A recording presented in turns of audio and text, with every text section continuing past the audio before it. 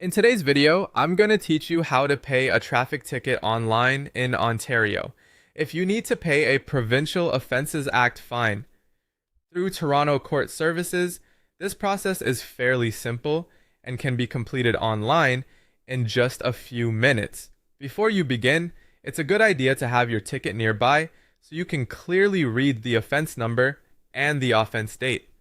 You'll also want to make sure you have a valid credit card ready since the payment is completed online. Start by going to the Secure Toronto Payment website. Once the page loads, you should be on the Toronto Court's Provincial Offences Act fine payment page. This is the official secure site where you can submit your payment online. On this page, you'll see a brief overview explaining how the process works. It lets you know that paying your fine online involves entering your offense number, entering your credit card information and expiry date, and then printing a confirmation for your records afterward.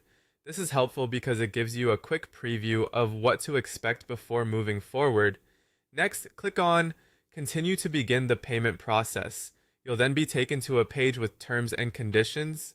Take a moment to read through this page carefully before proceeding with your payment. Since this is a legal and financial transaction, it's always a good idea to review the information so you understand the conditions of using the online payment system. Once you've finished reading, click I agree to move on. Now you'll arrive at the first step of the payment form. Here, enter the offense number exactly as it appears on your ticket. Be careful when typing this in because even a small mistake can prevent the system from finding your fine. After that, enter the offense date in the required format shown on the page.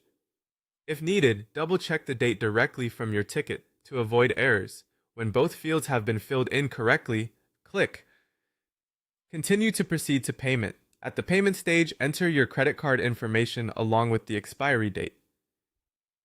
The site accepts major cards such as Visa, MasterCard, and American Express.